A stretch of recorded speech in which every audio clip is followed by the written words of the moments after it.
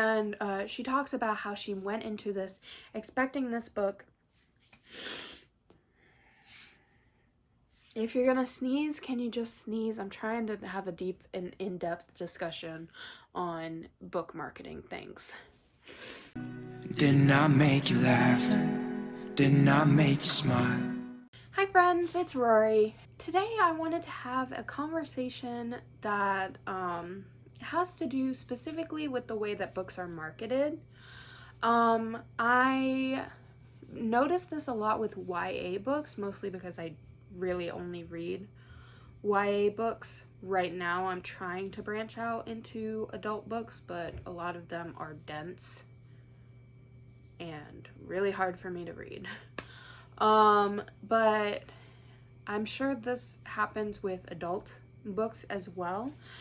And that is the way that books are marketed, where they're described in these ways. So a mix of book 1 with book 2, or for fans of series 1 and series 2, or for fans of author 1 and author 2.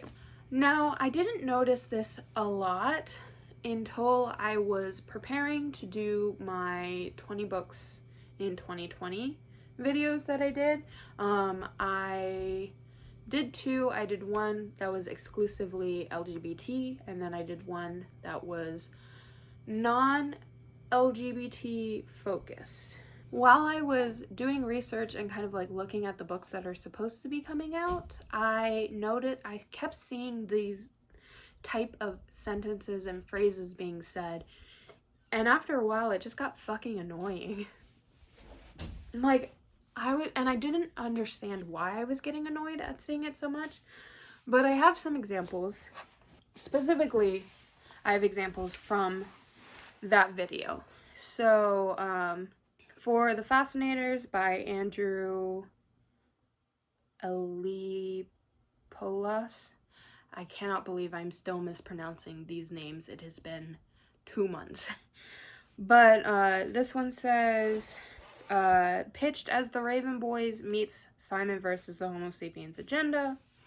This Is My America by Kim Johnson, which says Dear Martin meets Just Mercy. Only Mostly Devastated is described as Simon versus the Homo Sapiens Agenda meets Clueless. What Kind of Girl, which is described as Girl in Pieces, meets Moxie. Then is What I Like About You by Marissa Cantor, which is described as a debut novel that's perfect for fans of Jenny Han and Morgan Matson.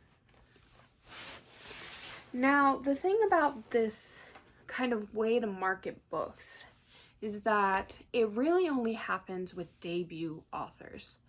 And I kind of feel like it's just setting people up for disappointment.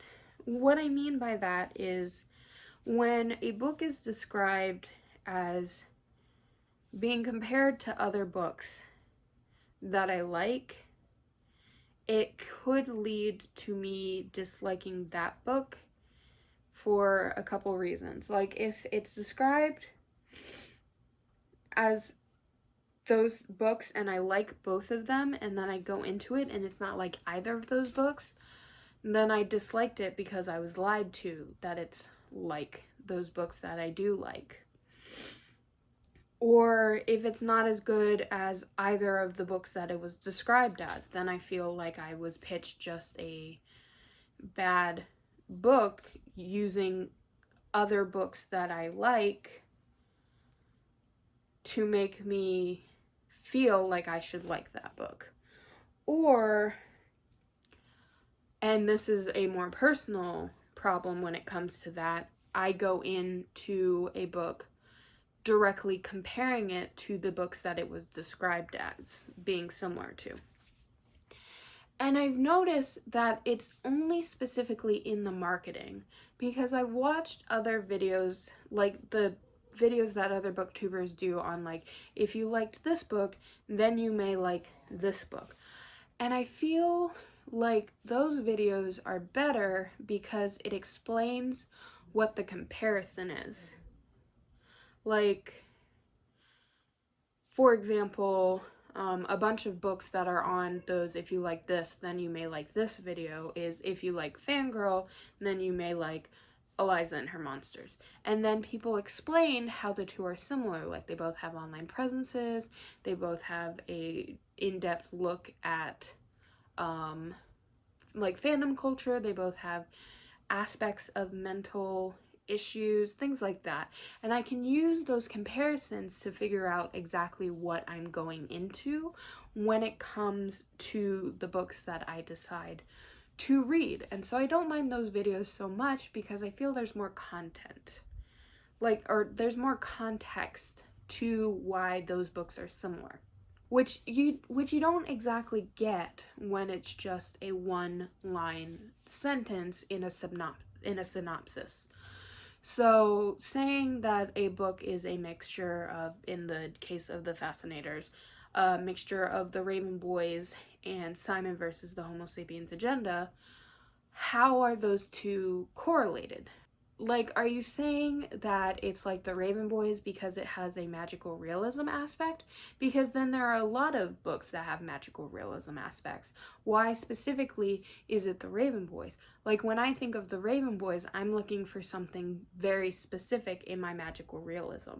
I'm looking for something that has to do with, like, nature, and I'm looking for something that has to do with, like, old magic, things like that.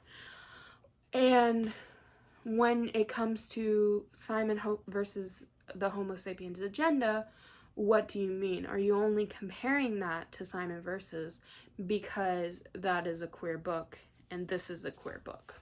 That's kind of what I'm saying. There's no point for me to kind of understand why they are directly comparing the two books because there's no explanation, unlike a if you like this, then you may like this video that we have here on Booktube. And so a lot of times it comes across as a little bit inauthentic, in my opinion, because especially for, once again, pulling up The Fascinators, I feel like they're really only comparing it to Simon Versus because it's a queer book and Simon Versus is a queer book. But if that's the case, there are other queer books that you could compare it to. Like just because Simon Versus is a very popular queer book does not mean it's the only queer book that you could compare it to. So there must be some reason for that comparison. And along with that, it's really only ever used for debut novels. Like, it kind of feels like they are saying, no one would want to read this book if it wasn't being compared to other books that people already liked, which I think isn't really fair to the authors who are writing those books. You know what I mean? Like, it feels like they don't expect people to care about the book based on the synopsis only. They have to use more famous books to get people to care, which isn't really fair, once again. I really, really want to read these books, not because they're being compared to other books, but just because the synopsis itself made me more interested in it. Like, what I mean is, I've read Jenny Han and I've read Morgan Matson books. I wouldn't consider myself a fan necessarily of either one of those, but I wanted to read What I Like About You because it had to do with kind of like a book blogger type character meeting a fan and them not realizing it's each other. Specifically, I wanted to read it because the first line of the synopsis after all of that whole, for fans of Jenny Han and Morgan Matson thing, was, can you be in a love triangle with only two people, which was very interesting to me. So the entire like section where they talk about how it's for fans of Jenny Han and Morgan Matson wouldn't have mattered because I want to read it from the synopsis alone. So why was it there? Along with that, that type of thing is not used on people who have other books. Like, Like, no one is gonna go on to freaking a Rainbow Rowell book and be like, say Carry On. Carry On was not Rainbow Rowell's first book at all. Carry On was, you know, I think like her 5th book? I'm not entirely sure. But no one is gonna say Carry On is a mix between Harry Potter and Simon versus the Homo sapiens agenda. Because Rainbow Rowell is a well-established author. And even if Carry On was a mix of Harry Potter and Simon versus the Homo sapiens agenda, no one would say it because she's well established, so they don't feel like they have to market it as a mix of something and something. I don't know why it annoys me so much, but it does, because it feels like they're just trying to sell books more based on your love of other books. You know what I mean? Like, I need context for why you're directly comparing these. I need to know why this book is like The Raven Cycle.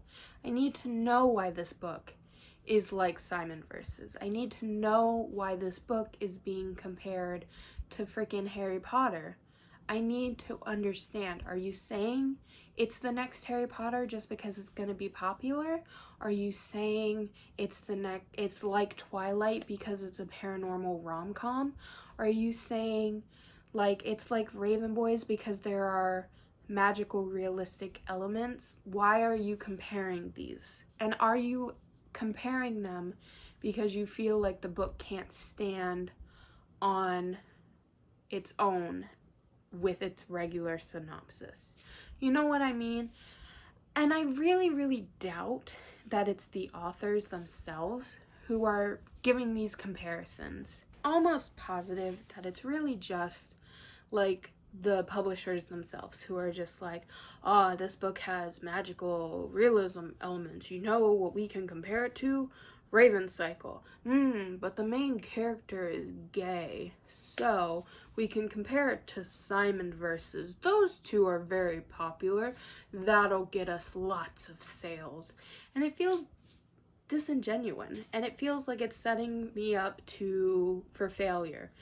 Because if I go into something thinking it's like something else, that may affect my bias on it. A great example of how this could go poorly is Problems of a Book Nerd. In her least favorite books of 2019 talked about The Devouring Grey, which was described as a mixture of Raven Cycle and Stranger Things. She says in the video how she went into this because she loves Raven Cycle and she loves Stranger Things, and so she thought that mixing the two, it was going to be her perfect book, and in the end she described it as shitty Raven Cycle fanfiction, which I totally get because I am also someone who reads shitty Raven Cycle fanfiction.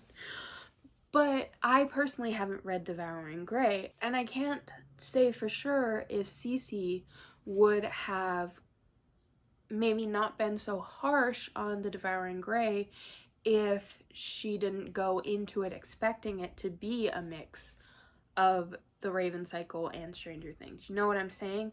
Like, if she had maybe gone into The Devouring Grey expecting it to just be another like magical realism story, not directly comparing it to the Raven Cycle, maybe she would have enjoyed it more.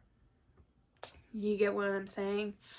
It kind of feels kind of icky, in my opinion. In the long run, I think that instead of comparing books, we should just be providing the synopsis. People are going to decide if they want to read a book or not based on the synopsis. And instead of kind of like setting up, or not so much setting up for failure, but setting up for the potential of failure by directly comparing two books, then they can just decide if they want to read a book based on the synopsis alone.